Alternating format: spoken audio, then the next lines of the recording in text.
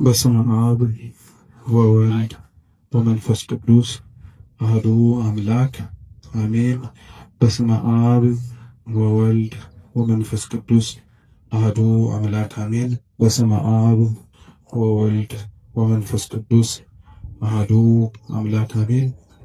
ክቡራን አባቶቻችን፣ አበው መነኮሳት፣ አባቶች ካህናት፣ ወንድሞች ዲያቆናት፣ ሊቃውንተ ቤተ ክርስቲያን፣ መምህራን፣ ዘማሪያን እንደየማዕረጋችሁ ከሩቅም ከቅርብም የተገኛችሁ የልዑል እግዚአብሔር ቤተሰቦች በወደደን ባከበረን በአምላካችን ፍጹም ሰላም እንደምን ዋላችሁ? እንደምን አመሻችሁ? እንደምን እስከ ሰዓት ደረሳችሁ? ቸርነቱን ምሕረቱን ይቅርታውን በእድሜያችን ላይ ጨምሮ በፊቱ ያሳየነውን የእምነት ማነስ የመግባር ጉድለትም ይቅር ብሎ እንደ ስራችን ሳይሆን እንደ ቸርነቱ ያቆየን የአባቶቻችን አምላክ ልዑል እግዚአብሔር ስሙ የተመሰገነ ይሁን። እንደ እግዚአብሔር ቅዱስ ፈቃድ ከዚህ ሰዓት በኋላ ባለን ደቂቃ ሕያውና ዘላለማዊ የሆነውን የአምላካችንን ቅዱስ ቃል እንማራለን። አምላካችን በጉባኤያችን በመሰባሰባችን መሃል ተገኝቶ እንዲያስተምረን፣ እንዲመክረን፣ እንዲገስጸን ሕያው ዘላለማዊ የሆነውን ቅዱስ ቃሉን መስማት እንድንችል አይነ ልቡናችንን እንዲያበራልን የተዘጋጀ ሕሊና እንዲሰጠን የእርሱ ቅዱስ ፈቃድ ይሁንልን።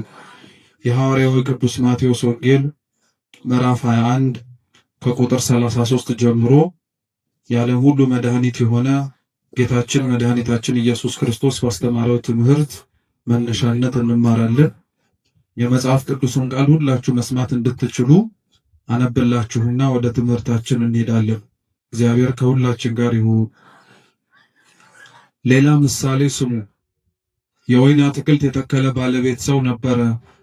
ቅጥርም ቀጠረለት፣ መጥመቂያም ማሰለፍ፣ ግንብም ሰራና ለገበሬዎች አከራይቶ ወደ ሌላ ሀገር ሄደ። የሚያፈራበትም ጊዜ ሲቀርብ ፍሬውን ሊቀበሉ ባሮቹን ወደ ገበሬዎቹ ላከ። ገበሬዎቹ ባሮቹን ይዘው አንዱን ደበደቡት፣ አንዱንም ገደሉት፣ ሌላውንም ወገሩት። ደግሞም ከፊተኞቹ የሚበዙ ሌሎች ባሮችን ላከ፣ እንዲሁም አደረጉባቸው። በኋላ ግን ልጄን ይፈሩታል ብሎ ልጁን ላከላቸው። ገበሬዎቹ ግን ልጁን ባዩ ጊዜ እርስ በእርሳቸው ወራሹ ይህ ነውና እንግደለውና ርስቱን እናገኝ ተባባሉ። ይዘውም ከወይኑ አትክልት አወጡና ገደሉት። እንግዲህ የወይኑ አትክልት ጌታ በሚመጣ ጊዜ በእነዚህ ገበሬዎች ላይ ምን ያደርግባቸዋል?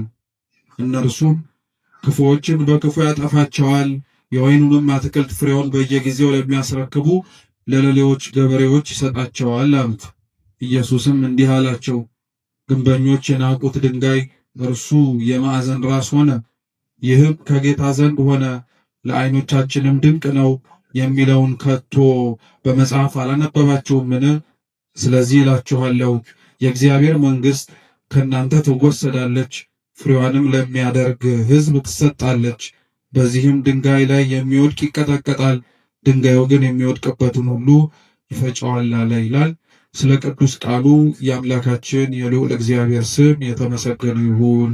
እንደ እግዚአብሔር ቅዱስ ፈቃድ እኛ የምንማማርበት የትምህርታችን ርዕስ በዚሁ ባነበብነው ቅዱስ ወንጌል ቁጥር 42 ላይ ያለው ኃይለ ቃል ይሆናል። ግንበኞች በሉ ሁላችሁ ግንበኞች የናቁት ድንጋይ እርሱ የማዕዘን ራስ ሆነ።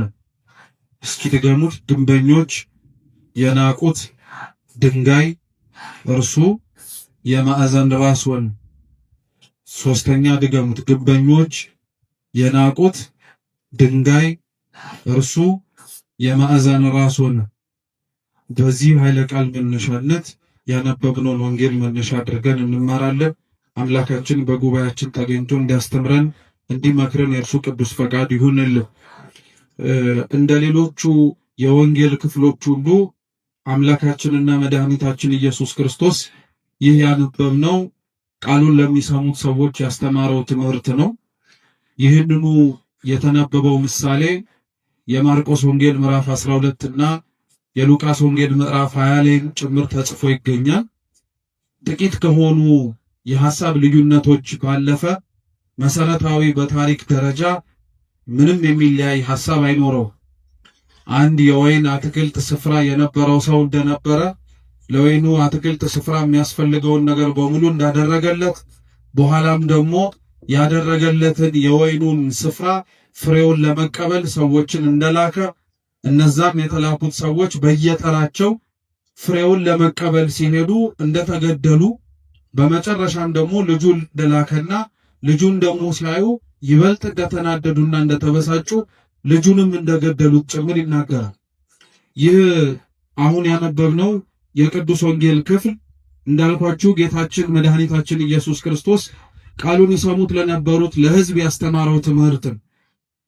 ጌታችን ኢየሱስ ክርስቶስ በዋነኝነት ቃሉን በሚያስተምርባቸው ስፍራዎች ላይ ለሚገኙት ሰዎች በሙሉ ትምህርትን ያስተላልፍ የነበረውና የሚሆኑ ነገሮች ከመሆናቸው በፊት አስቀድሞ ያዘጋጃቸው የነበረው ክፉዎች ከክፋታቸው እንዲጠበቁ፣ መልካሞች ደግሞ ክፉዎች በሚያደርጉት ስራ ላይ እና በድርጊታቸው በመነሳት ተስፋ ቆርጠው የሚመጣውን ክብርም ጭምር እንዳያጡ እግዚአብሔር አምላክ ክፉዎች በክፋታቸው እንዲቀጥሉ አይፈልግም።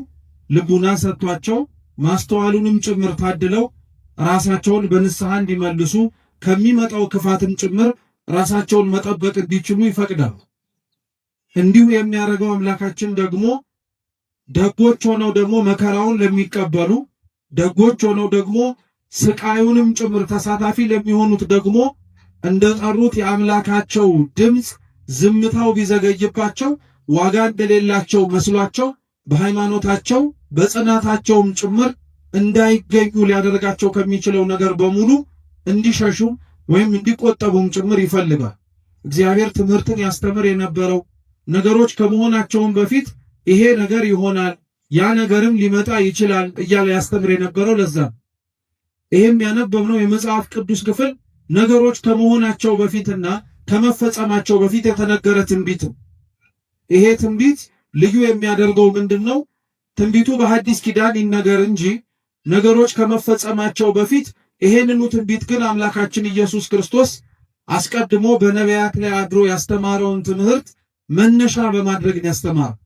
ትላንት ያልነበረ ዛሬ ላይ የሚጀመር፣ ትላንት ያልተነገረ ዛሬ ላይ ደግሞ እንደ አዲስ የሚነገር ምንም ነገር አይኖርም። ስለዚህ ጌታችን ኢየሱስ ክርስቶስ ትላንትና በነቢያቱ ላይ አድሮ ሲያስተምር የነበረው እርሱ እንደሆነ ያውቁ ዘንድ ስለፈለገ ይሄ የወይን አትክልት ስፍራ የሚለውን ምሳሌ አድርጎ ሊያስተምራቸው ፈለገ። ይህንን ምሳሌ ለመጀመሪያ ጊዜ ላይ የተናገረው ይህንንም ትምህርት በማስተማርም ጭምር ጌታችን መድኃኒታችን ኢየሱስ ክርስቶስን የመሰለው ነቢዩ ኢሳይያስ። ነቢዩ ኢሳይያስ በትንቢተ ኢሳይያስ ምዕራፍ 5 ከቁጥር 1 ጀምሮ አምላካችን ልዑል እግዚአብሔር ያስተማረውን ይህንኑ የወይን አትክልት ስፍራን ምሳሌ መስሎ አስተምሮበታል። ይሄ የወይን አትክልት ስፍራ ቅጥር የተማሰለት፣ መጭመቂያ የተዘጋጀለት፣ በኋላም ደግሞ ማማ ተዘጋጅቶለት እየተጠበቀ የነበረው ኢሳይያስ በኦሪቱ የተናገረለት የእስራኤል ሕዝብና እስራኤላውያን ናቸው። እግዚአብሔር አምላካችን ለወይኑ አትክልት ስፍራ ባለቤት እንደነበረውና እንዳልኳችሁ ለሚያስፈልገው ነገር በሙሉ ለስፍራው እንዳሟላ ሲናገር ነቢዩ ኢሳይያስ ደግሞ በትንቢት መጽሐፉ ምዕራፍ 5 ቁጥር 1 ላይ ከዛ የበለጠ ሌላ ትርጉም እንዳለው ደግሞ ይናገራል። እርሱም ምንድነው? እግዚአብሔር አምላክ የወይን አትክልት ስፍራ ለተባለችው ለእስራኤል ቅጥርን መማስ፣ አጥርን መስራት፣ ማማንም ሰርቶ ገበሬዎችንና ሰራተኞችን ቀጥሮ መንከባከቡን ትኩረት አድርጎ የተናገረ ብቻ ሳይሆን ኢሳይያስ ምንም ነገር እንዳላጎደለባትም ጭምር ይናገራል። ይወዳት ለነበረችው ስትሰቃይ ከስቃይ ላወጣት፣ ክፉ ሲሆንባት ፈጥኖ ለደረሰላት ለሕዝቡ እግዚአብሔር አምላክ ይሄንን ስፍራ ብቻ ሳይሆን ከስፍራውም የላቀውን ምንም ያጎደለባት ነገር እንደነበረ ይናገራል። መጽሐፍ ቅዱስ ለእስራኤልና ለእግዚአብሔር ያላቸውን ግንኙነት በተለያየ መንገድ አድርጎ ነው የሚናገር።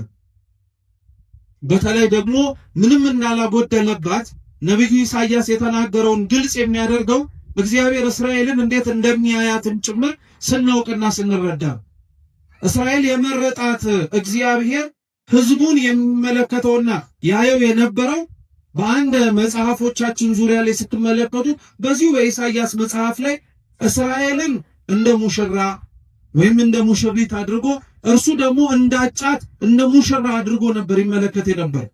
ስለዚህ እግዚአብሔር አምላክ ሙሽራይቱ ለሆነችው ለእስራኤል ይቀናላት ነበር። ከእርሱ ሸሽታ ጣዖትን ስታመልክ፣ ከእርሱ ርቃ ድምፁን መስማትን ስታቆም እግዚአብሔር ለእስራኤል ያሳያት የነበረው ነገር በሙሉ ስለሚጠላትና ስለተጸየፋት ስለምታደርግበትም ብዙ ውጣ ውረዶች እንዴት እንዳዘነባት እንድታውቅ ብቻ አልነበር። ነገር ግን ፍቅሩ ዘልቆ እንዲገባት ስለፈለገ እስራኤልን ይቀጣት የነበረው፣ እስራኤልን ይመለከታት የነበረው፣ እስራኤልን አልፎም እንኳን ዝምታንም ያሰማት የነበረው እግዚአብሔር አምላክ ጠልቷት አልነበር እና ይሄ እግዚአብሔር አምላክ ያደርግላት የነበረው ነገር በሙሉ ላልገባቸው ላልተረዳቸውና ከሩቅ ሆነው ይመለከቱት ለነበሩት ሰዎች እግዚአብሔር እንደተዋቸው፣ እግዚአብሔር እንደረሳቸው፣ እግዚአብሔር የሚጮሁትን ድምፃቸውን እንዳልሰማቸው አድርጎ ይሰማቸው ነበር። እግዚአብሔር ግን ይህን ያደርግበት የነበረበትን ምክንያት በኢሳይያስ አንደበት ላይ ሆኖ ሲናገር ምን አለ?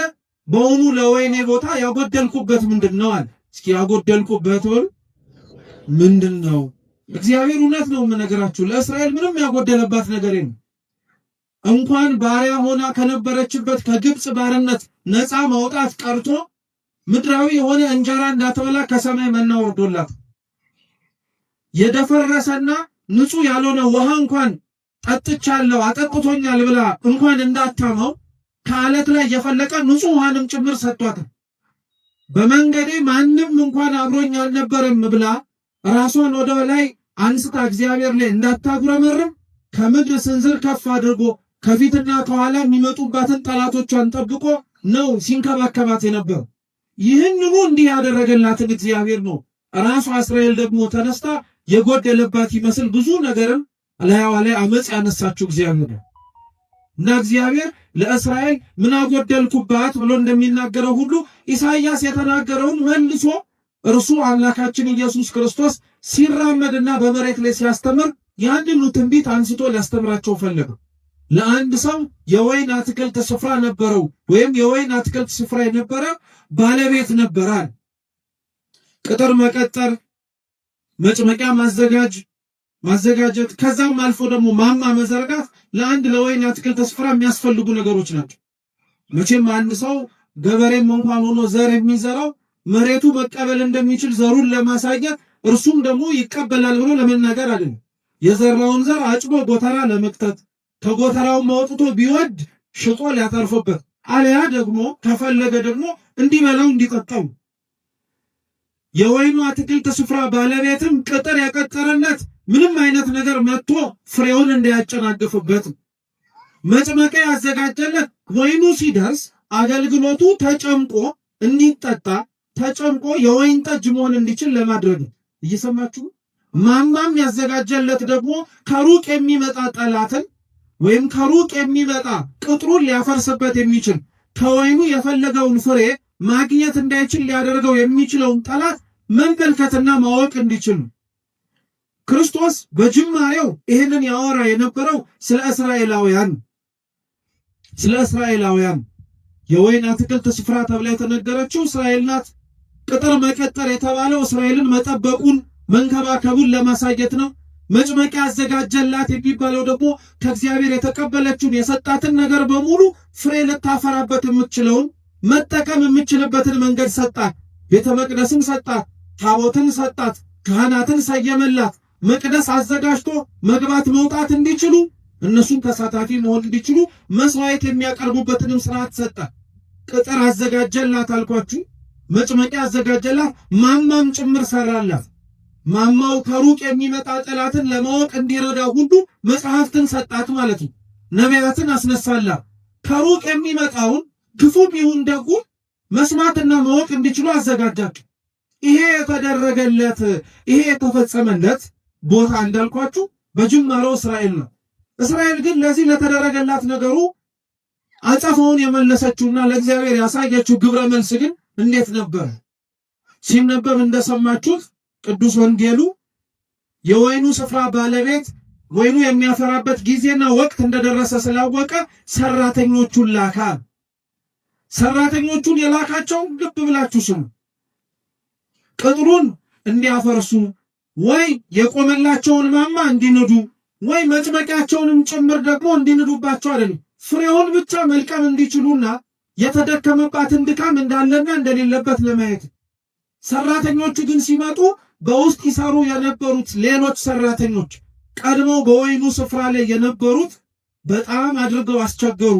እንዲያውም ይመጡ የነበሩትን ሰራተኞች አንዳንዶቹን ገደሏቸው፣ አንዳንዶቹን ወገሯቸው፣ አንዳንዶቹን ደግሞ በጣም ብዙ ስቃይን አሰቃዩአቸዋል።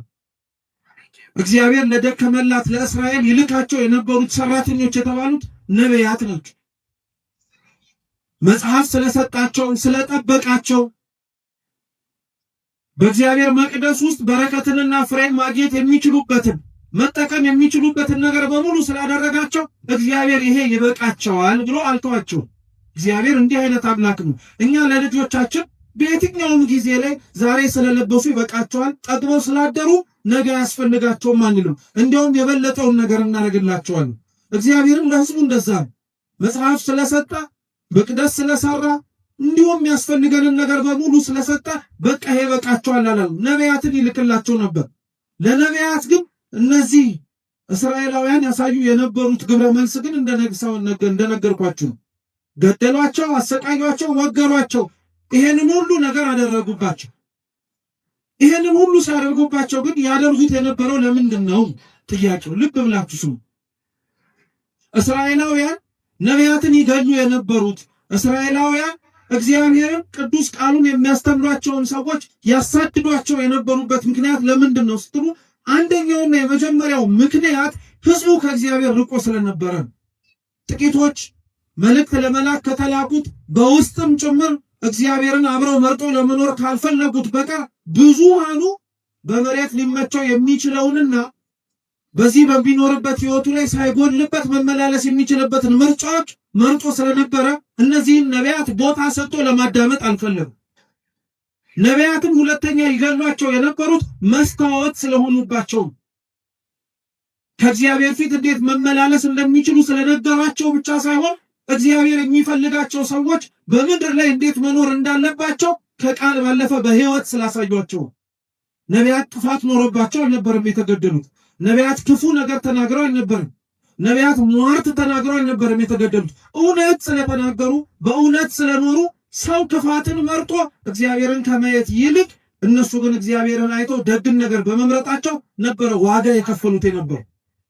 ስለዚህ ሁሉ ግን የደረሰባቸው ለነቢያትም ጭምር የተደረገላቸው አቀባበል ምንድን ነው ከተባለ ድንጋይ ነው። ምንድን ነው ከተባለ መጋዝ ነው። ምንድን ነው ከተባለ ሰይፍ ነው።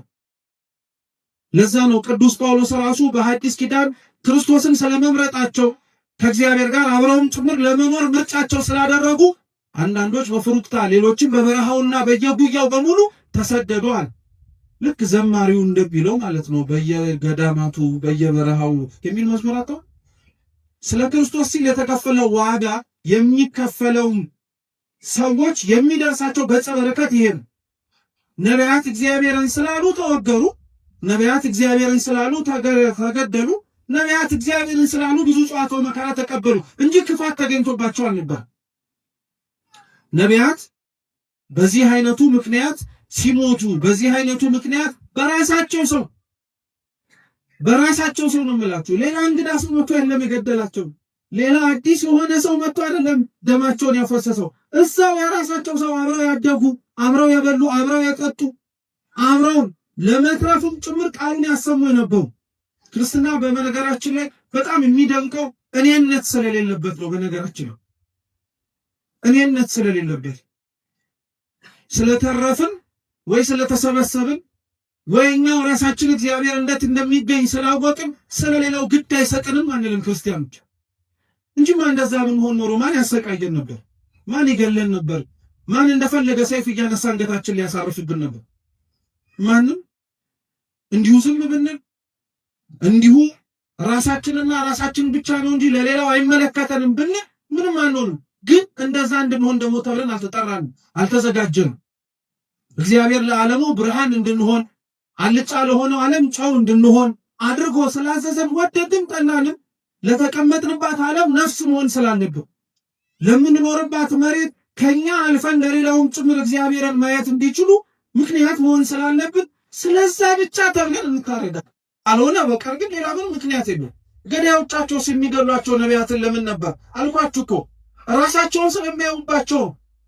ሰው ከመስታወት ፊት ቆሞ እድፉን እንደሚያነጻው ሁሉ እውነተኛ ክርስቲያኖች የሰውን ጥላቻ፣ እውነተኛ ክርስቲያኖች ሰው እንዴት ከእግዚአብሔር እንደራቀ ፍንትው አድርገው የሚያሳዩ መስታወቶች ናቸው። የሚጠሉት የሚገፉት የሌላውን ክፋት እንደ ክፋትነቱ፣ የሌላውን ኃጢአት እንደ ኃጢአትነቱ ከሰው ወቅሰው ፈርደው ሳይሆን የሆነውን እንደሆነ ስላሳዩ ሌላ ምንም ነገር ሆኖ አይደለም። ነቢያት እግዚአብሔርን ስለተናገሩ የደረሰባቸው ድንጋይ ከሆነ፣ ነቢያት የደረሰባቸው እግዚአብሔርን ስለተናገሩ ሰይፍና ስለት ከሆነ ዛሬ እዚህ ላይ የምንኖረው ክርስቲያኖች እውነት ክርስቲያን ስንሆን የምንሻለመው ታዲያ ምን ይመስላችኋል? ሌላ ምንም እኮ ሊሆን አይችልም። ስለ ክርስቶስ መሞት ካልሆነ በቀር ሌላ ምንም ነገር ሊደረግ አይችልም። በየትኛው ጊዜ ነው ክርስቶስን ስለሰበኩ በእውነትም ጭምር ከእግዚአብሔር ጋር አብረው ስለኖሩ ተብለው መሬት የተሸለሙ፣ ቤት የተሸለሙ፣ መኪና እያሽከረከሩ የሄዱ ክርስቲያኖች ነበሩ? እንዲያውም ያንን ነገር የተጸየፉት ነበር እንጂ ነበሩት ሹመት ሽልማቱን የጠሉት ስለ ክርስቶስ ሲሉ ስለከፈሉት ዋጋ መሬታዊ የሆነ ስጦታ ሊሰጣቸው ሲል አንፈልግም፣ ይህው እግዚአብሔርን ያስረሳናል፣ ጥቅሙ በኋላ ላይ መልሶ እግዚአብሔርን እንድንዘነጋው ያደርገናል ብለው የሸሹ ናቸው እንጂ የኛ ኗኗር ግን እውነቱን ስትመለከቱት ስለኖርነው ክርስትና ወይም ለመኖር ስለሞከርነው ክርስትና ዋጋውን፣ ብድራቱን እንዲሁም ደግሞ ገጸ በረከቱን መካፈል የምንፈልገው ከፊት ለፊታችን ስለሚመጣብንና ስለሚደረግብን መከራ አይደለም። ተውት፣ መከራው ቀርቶ መከራ መስማት እንኳን አንፈልግም። እኛ ቢቻል ብንዘምር፣ ቢቻል ብናጨበጭብ፣ ቢቻል እልል ብንል፣ ቢቻል የደረሰባቸውን ሰዎች ደረሰባቸው ብለን እንዲሁ ዝም ብንል ጥሩ ነበር። ግን እግዚአብሔር ይመስገን እውነት ለመናገር ማስተዋል የሚችሉ አሳቢ የሆኑ አባቶች እናቶች ስላሉ ነገር እንዳንረሳ የደረሰብንንም ጭምር እንዲሁ ዝም ብለን ወደ ኋላ እንዳናደርግ ስለሚያደርጉ ነቢያት የሞቱት ለዚህ ነው። ዛሬም ያሉት ሰዎች የሚሞቱት ለዚህ ነው። ነቢያቱ መገደላቸው፣ ነቢያቱ መሞታቸው የወይኑ የባለቤቱን ስፍራ ግን ይበልጥ እንዲያውም ሌሎች መልእክተኞችን እንዲልክ ያደረገው እንጂ ስለገደሉብኝ ብሎ እንዲያስቀምጣቸው አልተገደሉም። እየሰማችሁ ነው። ነቢያቱ ስለሞቱበት እግዚአብሔር አምላክ ነቢያትን አልልክም ማለት ነው። የላካቸው የሱ እውነተኞቹ መልእክተኞች ዋጋ ከፍለው ደማቸውን ለሱ ስላፈሰሱ ከዚህ በኋላ ደም መፍሰሳቸው ይቆማል፣ እኔ ማንንም አልልክም፣ የሆኑት እንደሆኑት ይሁኑ ብሎ አልተዋቸው። እንዲያውም ሲገሉ እየላከ ነው። ትምህርት ነው፣ በነገራችን ትምህርት ነው። ላስተዋለው ሰው እግዚአብሔር አምላክ ተስፋ አይቆርጥብንም ማለት ነው። ስላልሰሙ ጆሮዎቻችን፣ ማስተዋል ስላልቻለው አይምሯችን እየተነገረው ነገር ግን ሰምቶ መኖር ስለከበደው ማንነታችን እግዚአብሔር አምላክ አልተወን። አሁንም ድረስ መስማት የምንችል ከሆነ፣ አሁንም ድረስ መለወጥ የምንችል ከሆነ፣ አሁንም ራሳችንን ማስተካከል የምንችል ከሆነ ሌሎችም ሰዎች እንዲሁ በሌሎችም ሕይወታቸውም ጭምር መማር የምንችልበትን መንገድ ይከፍታል። በመጨረሻ ግን የወይኑ ባለቤት ስፍራ የተባለው አምላካችን ልዑል እግዚአብሔር ግን የላከው ልጁን ምኑን አልኳችሁ? ልጁን የላከው ነቢያቱን የቀጧቸው ወይ መጀመሪያ የተላኩትን ሰራተኞች የገደሏቸው ሩቅ ስለሆነ ነው ብሎ አሰበላቸው። አይገርማችሁ? ሩቅ ስለሆኑ ማለት ነው፣ ቅርብ ስላልሆነ አንድም መጥተው ቦታውን ይወርሱብናል ብለው ስላሰቡ ግን እግዚአብሔር አምላክ ስላደረጉት ግፍ በግፍ ስለፈጸሙት ክፋት በክፋት ሊመልስ የሚችል አምላክ አልነበረም፣ አልሆነባቸውም ጭምር። ይሄን ክርስቲያኖች ሁሌም ነው የምላችሁ እንዳትረሱ እባካችሁ። እግዚአብሔር አምላክ ስለደረሰብንና ስለሚሆንብን ክፋት በሙሉ በቀለኛ ነው ማለት አጥፊ ነው ብቻ ማለት አይደለም። እግዚአብሔር አምላክ በቀለኛ ነው ማለት ዛሬ የገደሉትን እንደሚገደሉ ሆነው የሚመጡበት ጊዜ ሰዎች ይመጣሉ። ታያላችሁም ጭምር እግዚአብሔር ያደረገው ዛሬ ያሳደዷትን ቤተክርስቲያን የሚሰደዱላት ይሆናሉ። ዛሬ የገደሏቸውን ሰዎች መልሰው የሚገደሉ ሆነው ስለ እግዚአብሔር አንገታቸውን የሚሰጡ ይሆናሉ። ይሄ ቤተክርስቲያናችን ሕይወት ላይ የነበረ ነው። ትናንትና ያሳድድ የነበረ ደማስቆ ድረስ ወርዶ አንገት ስቤ አመጣለሁ ያለው ጳውሎስ እኮ እዛው ተምሮና ተለውጦ የሚሰደድ ሰው ነው። የእግዚአብሔር በቀሉ ሰይፍና ስለት አንስቶ መቅሰፍትም ጭምር እየላከ መቅጣት ብቻ አይደለም፣ ያሳደዱትን እንዲሰደዱ ማድረግ፣ የገደሉትን እንዲሞቱለት ማድረግ፣ የጠሉትን ይበልጥ እንዲሞቱለት ማድረግ። ይሄን እግዚአብሔር አምላክ አድርጎታል። መድኃኔዓለም አምላካችን ይህንን ፈጽሞታል። እንኳን ሩቅ ለሆኑት ሰዎች ቀርቶ ነው የምላችሁ ከደሙ ንጹሕ ነኝ እንኳን ብሎ እጁን ታጥቦ አሳልፎ ለሰጠው ጲላጦስ እንኳን እግዚአብሔር አምላክ በቀሉን የተበቀለው እሱን በመቅሰፍ አይደለም። የሞተውና የገደለውን ምክንያት እንዲሆን ያደረገው ክርስቶስን አምኖ በስሙ እንዲሞት ሰማዕት ነው ያደረገው። በቀልንም ስንመኝ እንዴት ያለውን በቀል መመኘት እንዳለብን ማወቅ አለብን። ጨካኝ መሆን የለብንም። ዓለም ውስጥ ስንኖር ዓለሙን መስለንም መታየት የለብንም። እንደ ዓለሙ ማስተጋባት የለብንም። ለምዶብን ነው እንጂ ዓለም ለሚደርስባት ችግር ዓለም ለሚደርስባት ማጸፋ በሙሉ የምትመልሰው መግለጫ በመስጠት ነው። እኛም ለመድ ነው። ክፋት ሲደርስብን፣ ነውር ሲደርስብን፣ ግፍ ሲፈጸምብን መግለጫ እንሰጣለን። መግለጫው ክፉ ነው እያልን አይደለም። ነገር ግን ቤተክርስቲያን ስለሚደርስባት መከራ እጆቿን ዘርግታ መፍትሄ ወደሚሰጣት ወደ እግዚአብሔር ነው የምትጮህ። ከንፈራችንን መጠን እንዲሁ ዝም ብለን አይደለም የምንሄደው። እንባችንን አፍስሰን እግዚአብሔር አምላክ እንዲመለከተን እንማጸናለን እንጂ ዓለም ላይ ስንኖር ክርስቲያኖች እንደ ዓለምማ መሆን የለብን። በልተን ጠጥተን አግብተን ወልደን ልንኖር እንችላለን። ነገር ግን ያንን ሁሉ ስናደርግ ለምን እንደምናደርገው ማወቅ አለብን። እውነቴን ነው የምላችሁ፣ ክርስቲያን መሆናችን ትርጉም አልባ መሆን የለበት በፍጹም። አሁን እንደዛ ስለሆነ ነው እንጂ ትርጉም አልባ መሆን የለበት።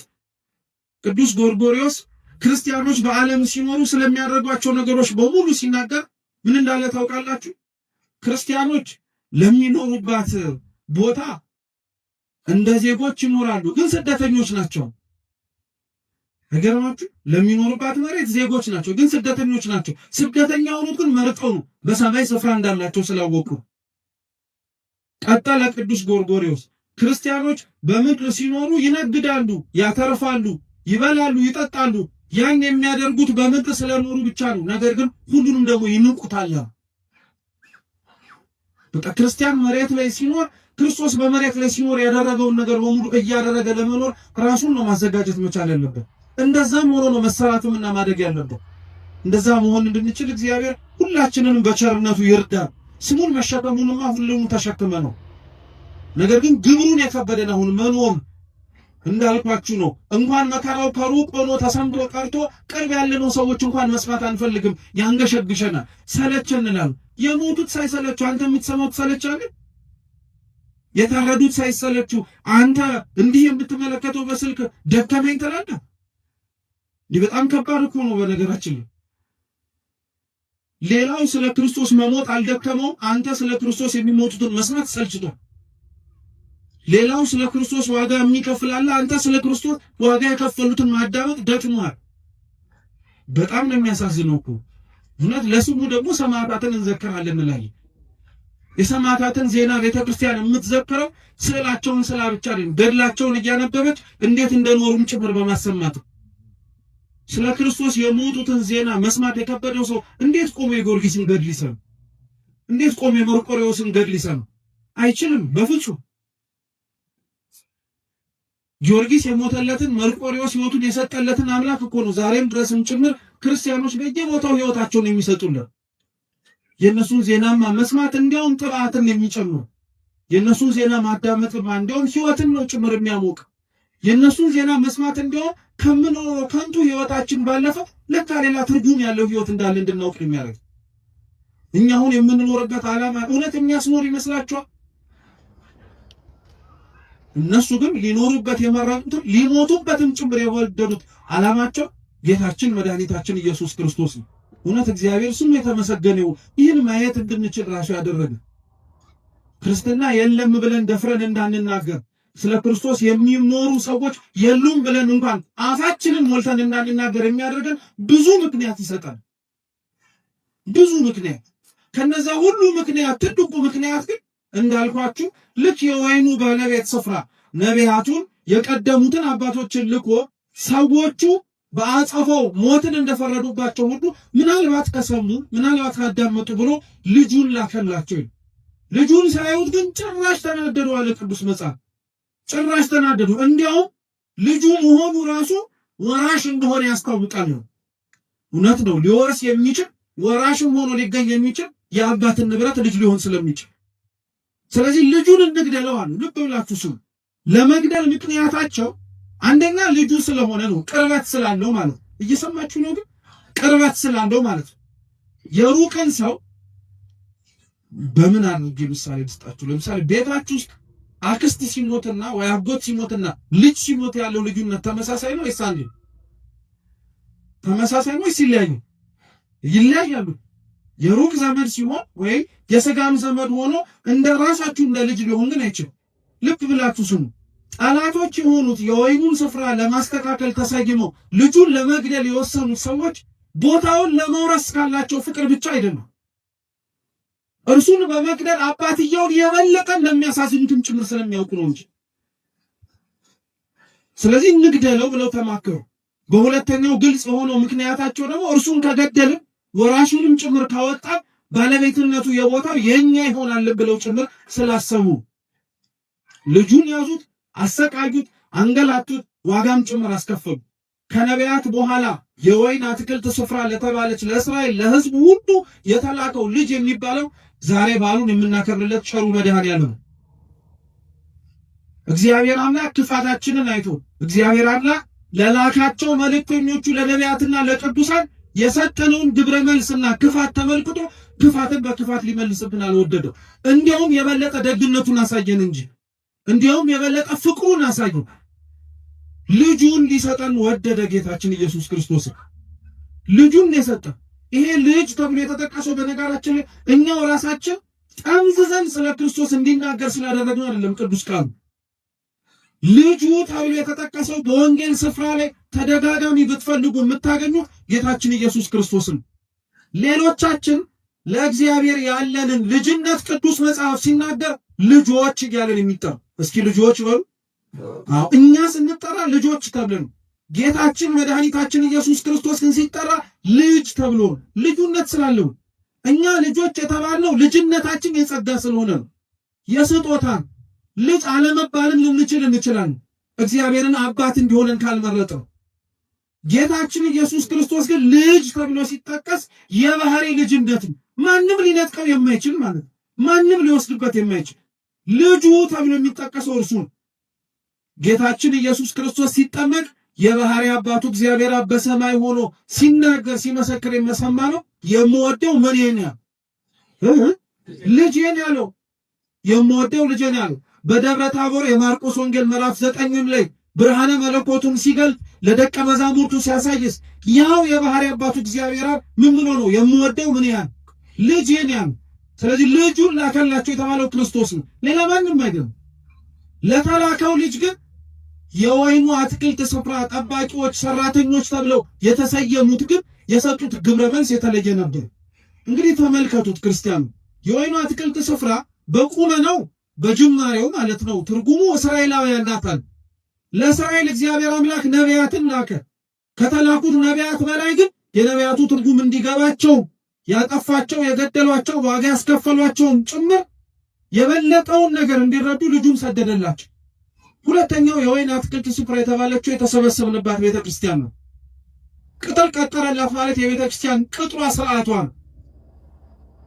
መጭመቂያ ማሰናት የተባለው በነገራችን ላይ ሰማዕታትን ነው። ታውቃላችሁ ወይ? ፈሳሽን ሊሰጥ የሚችለው በመጭመቂያ ውስጥ ገብቶ ሲጨመቅ ነው አይደለም? ረጉድ ነው አይደለም? ነው፣ ምንም ጥርጥር የለውም። ለቤተ ክርስቲያን አይገርማችሁ?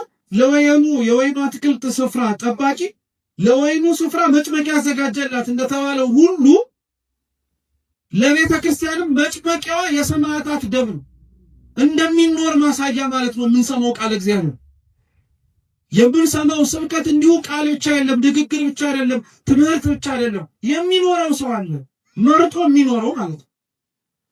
እነሱ የሚጨመቁበት እነሱ ተጨምቀውም ጭምር የወይን ዘለላ ምንድነው ፈሳሹን እንደሚሰጠው ሁሉ እነሱም በመከራ ውስጥ በመኖር ደማቸውን በማፍሰስ ለአምላካችን ለመድኃኒታችን ለኢየሱስ ክርስቶስ ምስክር የሆነ ቤተ ክርስቲያን ውስጥ ያለው መጭመቂያው የተባለው ሰማዕታቶች ናቸው ውስጥ የሚኖሩት። ቅጥሯ ስርዓቷን ማማ የተባለው ጌታችን ኢየሱስ ክርስቶስ ነው። አንድም ማማ ተብለው የሚጠቀሱት ካህናተ ቤተ ክርስቲያን ናቸው።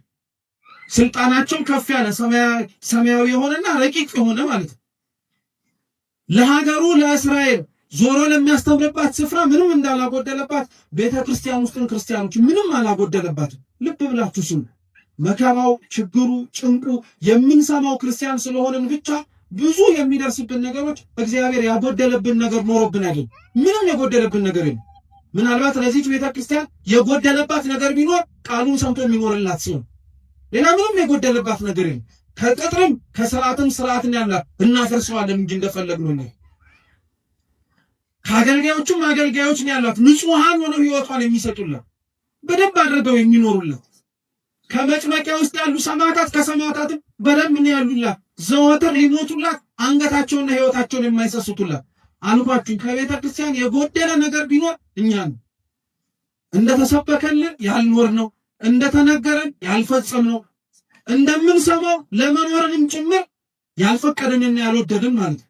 አሁን እንኳን በዚህ ሁሉ ውጣ ውረድ አሁን እንኳን ባለንበትና በምንሰማው መልካም ባልሆነ ዜና ውስጥ እንኳን ሆነን እኮ እንደው ስለ ራሳችን ብለን መቀየር እንኳን ቢከብደን ስለ ቤተ ክርስቲያን ብለን እንኳን አንገቱን ማንደፋነን ይባል። ደፋሮች እኮ ነን። እውነቴን ነው የምነግራችሁ። ደፋሮች ኃጢአታችን ግድ የማይሰጠን ማለት ነው። በደላችንና ነውራችን ምንም ነገር የማይከብደን። እውነቴን እኮ ነው የምላችሁ። እንዴት የራሳችን ኃጢአት ለራሳችን ሲሻይ ከበደን ለምደነው ነው የኛ ኃጢአት ለሀገር ለወገን ለራሳችን ለሆኑ ለቤተ ክርስቲያን ሰዎች ዋጋ ያስከፈለ መሆኑን እንኳን ስናውቀው እንዴት እግዚአብሔር ፊት ራሳችንን ዝቅ ማድረግና ማረን ማለት ይከብደናል። ጸሎት እኮ ተለምነን የምንጠራበት አይደለም። እኛው ራሳችን ተሰብስበን እንጸልይ ብለን የምናነሳው ነው እንጂ ጥሪ እኮ ነው። ክርስቲያኑ ምን እናድርግ ነው ታዲያ የሚባል? መፍትሄው ከእርሱ ነው ከተባለ እግዚአብሔር ነው መልስ የሚሰጠን ከተባለ እርሱን የምንጠራው በምንድን ነው? ሲመልሱ ነው በጸሎት እኮ ነው። ሌላ በምን ልንጠራው እንችላለን? ድረስልን ብለን በመጣራት ነው። ሌላ በምን ልንጠራው እንችላለን? ህይወታችን መስተካከል አለበት ክርስቲያኖች። እውነቴን ነው የምላችሁ። እዚህና እዛ ያለነው ሰዎች ምንም የሚለየን ነገር የለም። እዛ ያሉት ክርስቲያኖች እየሞቱ ያሉት፣ እዛ ያሉት ክርስቲያኖች ዋጋ እየከፈሉ ያሉት የሚያስገድል ምክንያት ኖራቸዋል። እኛ እዚህ ያለን ብንኖር ሰዎች ደግሞ የሚያስኖር ምንም ጽድቅ ተገኝቶብን አይደለም። እነሱን የሚያስገድል ምክንያት እኛን የሚያስኖር ምን ነገር አለ? እንደውም ተገላቢጦች ቢሆን ነው እንጂ ዚማ ክፋትን ሊያስነሳብን እኛ ራሳችን ላይ አጸፋው ሊመለስብን የሚችል ብዙ ኃጢአት አለብን፣ ብዙ ክፋት አለብን፣ ብዙ ነውር አለብን። እግዚአብሔር የሚያውቀው ከዛም አልፎ እኛው ራሳችን የምናውቀው ማለት ነው። ቦታ ካለየን በቀር ምን የሚለየን ነገር አለ? መስተካከል ካለብን መስተካከል አለብን። ክርስቲያኖች እውነቴን ነው የምላችሁ። ሁላችንም ያጠፋነውን የሳትነውን ያጎደልነውን ይጠቅማል ብለን ነገር ግን በዘለቄታው ቤተክርስቲያኒቷን እየጎዳት ያለውን ነገር በሙሉ እውነቴን ነው የምላችሁ መስተካከል አለብን። በቃ ያፈረስናቸው ህጎች በሙሉ የናድናቸው ስርዓቶች በሙሉ ችግር የለም ብለን ገሸሽ ያደረግናቸው የቤተክርስቲያን ህይወቶች በሙሉ ዛሬ መጥተው ዋጋ እያስከፈሉን ያሉት እነሱ ናቸው። ሌላ ምንም ነገር አይደለም። ክርስቲያን እነሱ ናቸው። የትላንትና ኃጢአቶቻችን ማስተካከል ያልመረጥናቸው እንዲያውም ለምደን ጭራሽ እንደ ስርዓት እያደረግን ለመኖር የወደድናቸው ዛሬ ዋጋ ያስከፍሉናል። ካላስተካከልናቸው ነገም አያቆሙም፣ ነገም ይቀጥልብን። ስለዚህ ቢያንስ እንኳን መፍትሄን ፈልግ ብለን ቢያንስ እንኳን እናስብ ብለን ቢያንስ እንኳን ከኛ ምን ይጠበቃል ስንል ከኛ ምን ይጠበቃል የሚለው ጥያቄ መልሱ የሚጀምረው ከየግለሰብ ከራሳችን ከገሌ የሚጠበቅበትን ካላወቅ ከአንተና ከኔ የሚጠበቅበትን ልንገር፣ ንስሐ እንግባ፣ ክፋት መስራታችንን እንመን። ለወደቁት ሰዎች ደርሰን ለማንሳት እጆቻችን ባይዘረጉ ሊያነሳቸው ወደሚችል እግዚአብሔር እጆቻችንን እንዘርጋ፣ ልባችንን እንክፈ። ቢያንስ ይሄንን አንድ ሰው ማድረግ ይችላል። ሌላውን ብንተወ ማለት ልጁን ለደረላቸው ልጁን ላከላቸው ሰደደላቸው። እነሱ ምንም ቁም ነገር አልነበረም። እንዲያውም የምታስታውሱ ከሆነ ነቢያትን ካሰቃዩበት ነቢያትን ከበደሉበትና ነቢያትን ዋጋ ካስከፈሉበት በላይ ክርስቶስን ዋጋ አስከፍለውታል። አሰቃይተውታል፣ ገርፈውታል። በአንድ ፍርደኛ ሊደረግበት የማይገባውን ነገር በሙሉ በአምላካችን አድርገውበታል። መግረፍ ብቻ አይደለም፣ ውሃ እንዲጠማ አድርገውታል። መስቀል አሸክመውታል። ራቁቱን እርቃኑን ሆኖ ሀፍረት እንዲሰማው አድርገውታል። ሰው ሁሉ ማየት እንዲችል ሰው ሁሉ መመልከት እንዲችል በመስቀል ላይ ከፍ አድርገው ሰቅለውታል። እውነተኛ የሆኑ ክርስቲያኖች አድራሻቸው ጎልጎታ ላይ፣ እውነተኛ የሚኖሩ ክርስቲያኖች የሚታዩት ከመስቀሉ ስር ስለ አምላካቸው መከራ እየተቀበሉ ማለት ነው። እኔ ክርስቲያኖች ስለ እግዚአብሔር ቢያንስ እንኳን ደምላችሁ ስለ ስሙ መሞት ቢከብደን ስለ ስሙ መኖር እንዴት ይከብደን? ቤተክርስቲያን ሆነን እግዚአብሔር ጋር አብረን መኖር የምንችልበት ጥሪ እየተሰማ ቅዳሴ እየተቀደሰ ቅዱስ ቁርባን እየተሰጠ የንስሐ አባቶች ቆመው በቅዱስ ቤተክርስቲያን ቅጥር ግቢ ውስጥ እያሉ ሞቱን መጀመሪያ ምን አስመኘ? መኖሩን እስኪ መጀመሪያ ልመዱ። እኔ ለሃይማኖቴ እሞታለሁ ትላለህ። ኧረ መኖሩን መጀመሪያ እስኪ ጀምረው። እንዲሁ ዝም ብሎ የሚሞት ይመስላል? እንዲሁ ዝም ብሎ አንገት የሚሰጥ ይመስላል? አይደለም። ክርስቲያኖች መኖር የጀመረ ሰው ነው ለመሞትም ጭምር የሚቸኩል። እኛ እኮ ከሩቅ የሰማነው ሞት ከሩቅ የሰማነው ሰይፍና ስለት እዚህ የሚመጣ እግዚአብሔር ነው የሚያውቀው ማናችን እስከ መጨረሻው ድረስ ልንጸና እንደምንችል። መኖርን ያለመደ ሰው እንዴት ለመሞትም ጭምር ይቸኩል? አልኳችሁ እኮ ክርስቲያኖች ስለ እግዚአብሔር ለመሞት ከመመኘታችሁ በፊት መጀመሪያ ስለ ክርስቶስ መኖርን መናፈቅ መቻል አለባችሁ። የዛን ጊዜ ገዳይ እስኪመጣም አትጠብቁም። እናንተው ራሳችሁ ለመሞትም ጭምር ትንደረደራላችሁ። ለምን ይመስላችኋል ዘመነ ሰማዕታት ሲያበቃ መነኮሳት በረሃውን በሙሉ ያጥለቀለቁት? ሰይፍና ስለቱ ሲቀር የሰላም ዘመን መጣ ተብሎ በቆስጠንጢኖስ ሲታወጅ እኮ ደም ስለ ክርስቶስ ማፍሰስ በግድ ቀረ ብለው አገር ሰላም ብለው አልተቀመጡ። ሕይወታቸውን ለክርስቶስ አሳልፈው ስለሰጡ መከራውን ለመሳተፍ እንዲያው የበለጠ ጭንቅ ወደሚገኝበት ወደ በረሃው እየሸሹ ገቡ እንጂ ሰማዕትነቱ ሲቀር ሰማዕትነቱ እየቀረ ሲመጣ ምንኩስናው እያበበ እየሰፋ መጣ። ምክንያቱ ይሄ ነበር፣ ስለ ክርስቶስ መኖርን መናፈቅ ማለት ነው። ልጁ የሞተላቸው ልጁንም ጭምር እንዲሞት ከመላኩ በፊት መጀመሪያ ክርስቶስ አብሯቸው እንዲኖር ነው የተደረገ። እየሰማችሁ ክርስቶስ ከመሞቱ በፊት አብሯቸው ነበር አልነበር? ስንሞትም ስለ እግዚአብሔር ብለን መሞት መቻል አለብን። በቃ እንደዛ መኖርን ነው መናፈቅ መቻል አለብን። ልጁን ሰደደላቸው። የሰደደውን ልጅ ደግሞ እንዳልኳችሁ ክርስቶስን ይበልጡኑ መከራ በዙበት፣ ይበልጡኑ ስቃይ አበዙበት። ስለዚህ ምን ይደረጋል አላችሁ። ጥያቄውን መልሶ ለራሳችን የጠይቃቸው በነገራችን እንግዲያውስ እግዚአብሔር የእኛን ከንቱነት አይቶ ቤተክርስቲያንን አይወስድብን።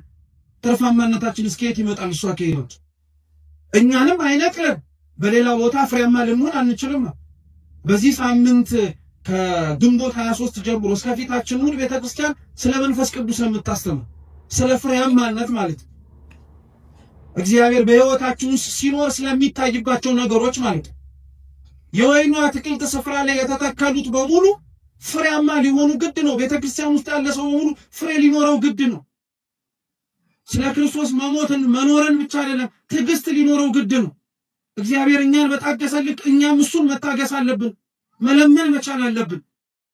እውነቴን የምላችሁ ክርስቲያኖች እኛ በሕይወታችን ስንኖር ኃጢአት ስንሰራ በቅጽበት ያላጠፋን አምላክ እኮ ነው ዛሬ ስንጠራው ዝም አለ ብለን ደግሞ የምናጉረመርምበት። አንተ ስትጠራው ቶሎ መልስ ቢሰጥህ ማለት እኮ በተገላቢጦሽ ሳጠፋን በዛው ቅጽበት አጥፋኝ እንደማለት እኮ። ስለ ኃጢአት የታገሰ እግዚአብሔር ጸሎታችንን እየሰማ ዝም ያለበት ምክንያት አለ። አቅም አንሶት አይደለም፣ ክብር ይግባውና እንደዛም ተብሎ አይነገርለት። እውነቴን የምላችሁ ክርስቲያኖች ይህ ታሪክ ላይ ራሱ ቅዱስ ጎርጎርዮስ ሲያስተምር ምን ይላል መሰላችሁ? ለአንዳንዶች ይላል ለአንዳንዶች በተለይ የወይኑ ባለቤት ስፍራ እግዚአብሔር መሆኑ እግዚአብሔር እንደመሆኑ ሁሉን አዋቂነቱን ቅዱስ ጎርጎርዮስ ሲናገርና ይጠይቃል። ይሄንኑ ጥያቄ እናንተን ልጠይቃችሁ እየሰማችሁ መሆን ማወቅ ስለምፈልግ የተላኩት ሰራተኞቹ ከመላካቸው በፊት እንደሚሞቱ እግዚአብሔር ያውቃል ያውቃል? መልሱ እንጂ በሚገባ ደግሞስ ሲልክ እንደሚሞት ያውቃሉ አያውቅ? ያውቃል እሱ። እሺ ጥሩ።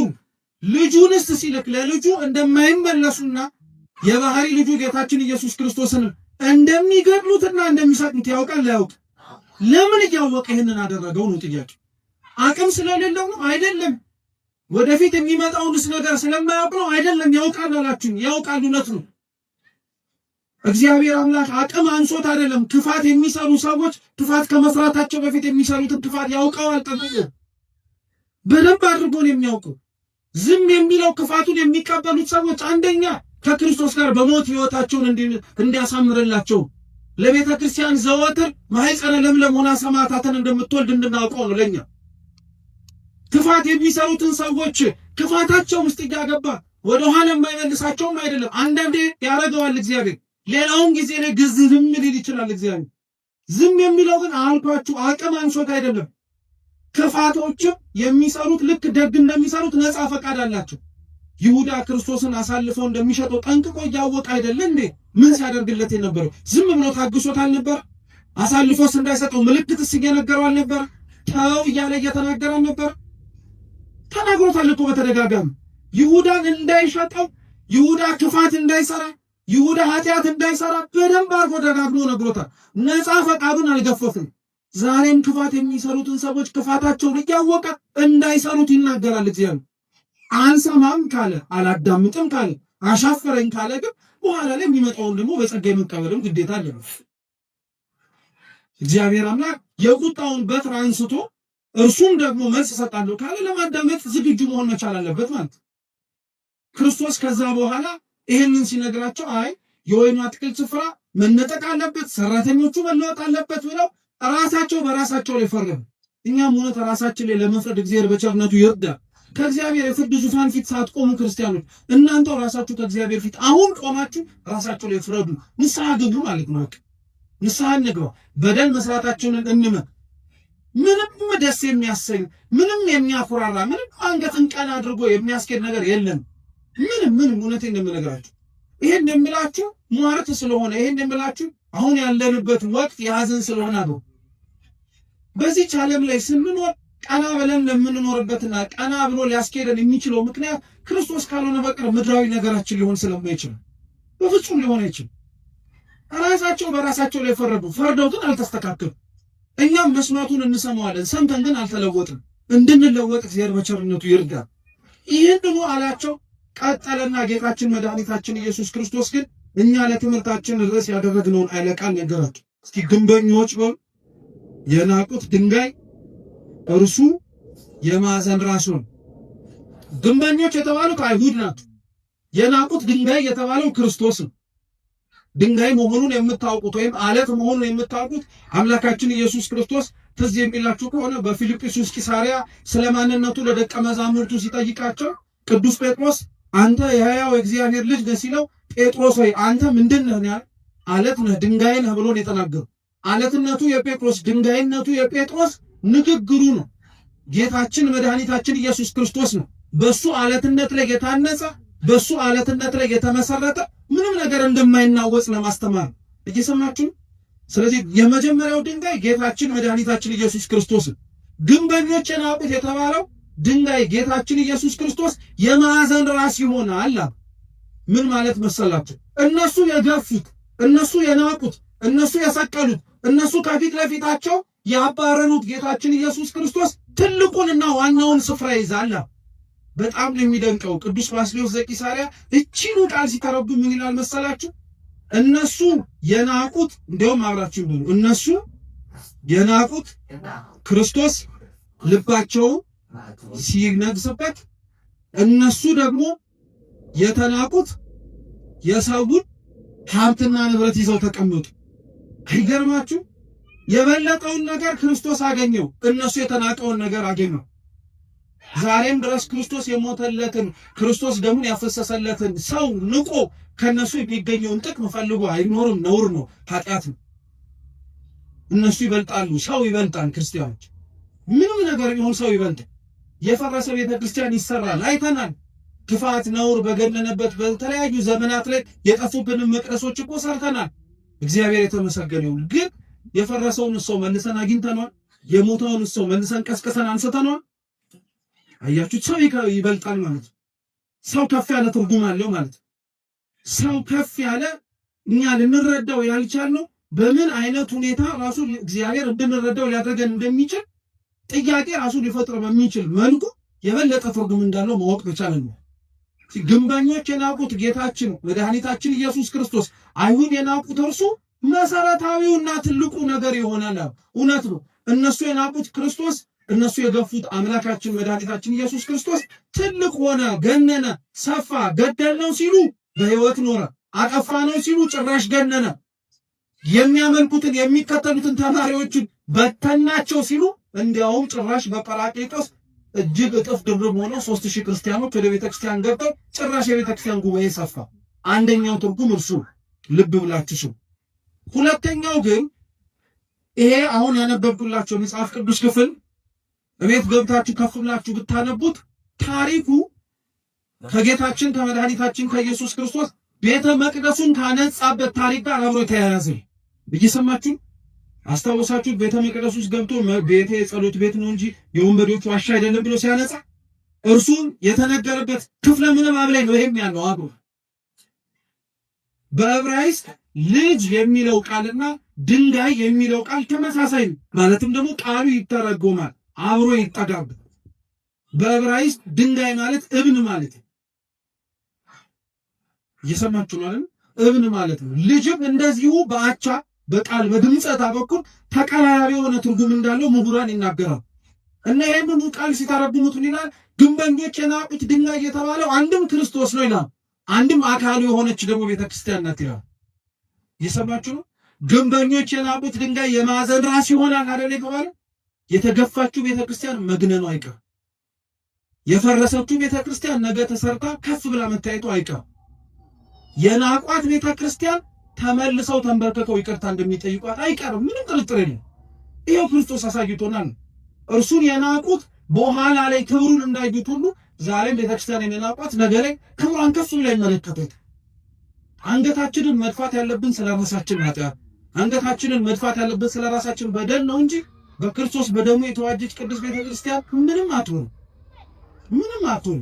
ትናንትና የነበሩት ያሰቃዩት ያንገላቷት ዋጋ ያስከፈሏት በሙሉ የሉም። ዛሬ እርሷ ናት ያለች። ዛሬም ድረስ ቤተክርስቲያን ውስጥ ያለን ሰዎች ማወቅ መቻል ያለብን ይህንን ነው። ክርስቲያኑ ያ ማለት ግን ቸልተኛ፣ ያ ማለት ግን ለዘብተኛ፣ ያ ማለት ግን እንቅልፋ መሆን አለብን ማለት አይደለም። መጸለይ አለብን፣ መበርታት አለብን፣ መጠንከር መቻል አለብን። ቤተክርስቲያናችንን ችግር ደርሷል ኑ ድረሱ ተብሎ ደውል እስኪደወልልን መጠበቅ የለብን። ይሄው የተሰበሰበው የማታ ጉባኤ ህዝብ ነገ በቅዳሴው ተሞ ተሰብስቦ ቅዱስ ሥጋውን ክቡር ደሙን እየተቀበለ መገኘት መቻል አለበት።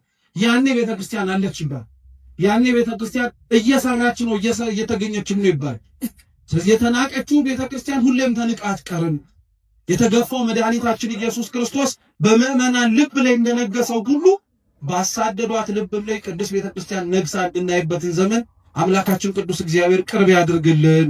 የሰማነውን በልቡናችን ሰሌዳ ይጻፍልን። አምላካችን መድኃኒታችን ኢየሱስ ክርስቶስ በሀገራችን በሚቀበሉት ስለ ክርስቶስ ሲሉ ስለሚሞቱት ወገኖቻችን ብሎ የእነሱን ደም አይቶ እኛን የደነዘዝነውን ያንቃል።